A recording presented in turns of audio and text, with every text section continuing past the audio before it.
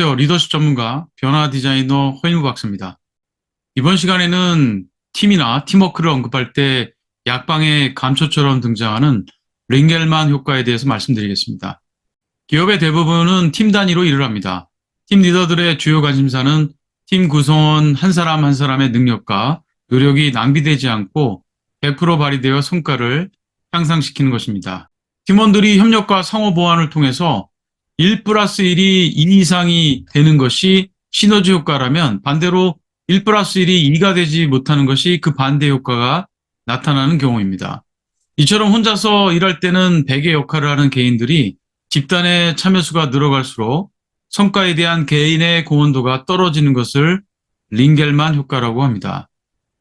링겔만 효과는 독일의 심리학자 링겔만이 줄다리기 실험을 통해 개인의 공헌도가 어떻게 변화하는지 측정한 것에서 기원했습니다.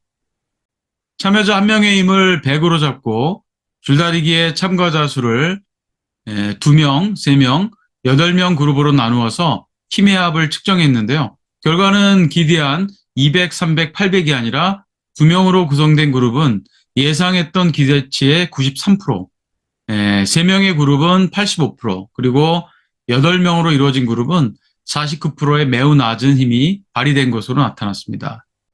즉, 혼자서 일할 때보다 집단 속에서 같이 일할 때 노력을 덜 기울이기 때문에 일어나는 현상입니다.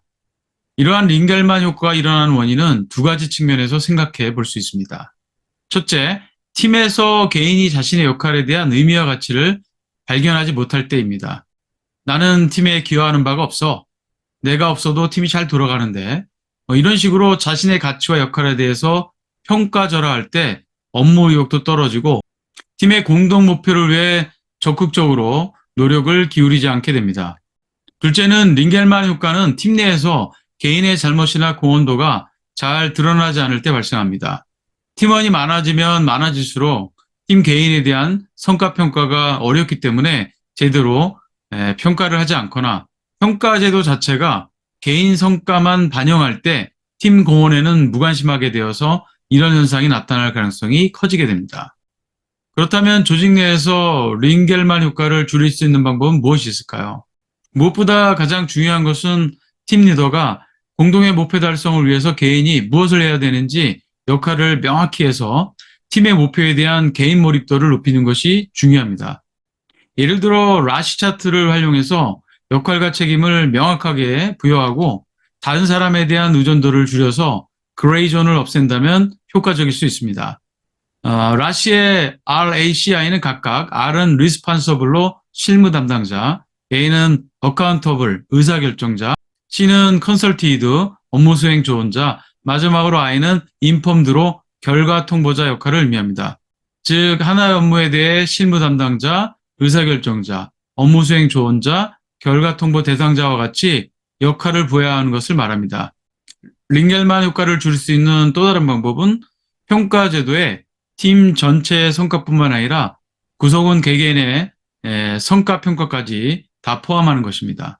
오튼 하센과 진 콜린스는 저서 협업에서 개인의 성과도 높고 조직 기여도도 높은 인재를 T자형 인재라고 표현했는데요. 이것은 개인의 성향으로 볼 수도 있지만 평가 제도가 개인 평가뿐만 아니라 조직 공헌도를 동시에 평가하고 보상할 때 T자형 인재를 육성하고 링겔만 효과도 줄일 수 있는 방법이라고 볼 수 있습니다. 역사적으로 보면 전쟁에서 숫자적으로 우세한 군대가 패배하는 경우가 종종 발생했는데요. 이것은 집단 역학에 대해 제대로 이해하지 못하고 숫자적인 우세만을 믿었기 때문입니다. 개인 역할과 책임에 대한 명확성을 높이고 팀의 성과와 개인의 성과와의 연계성을 높여서 팀의 역량을 극대화시키는 거야말로 팀장 리더십의 요체라고 할 수 있습니다. 끝까지 시청해 주셔서 감사합니다.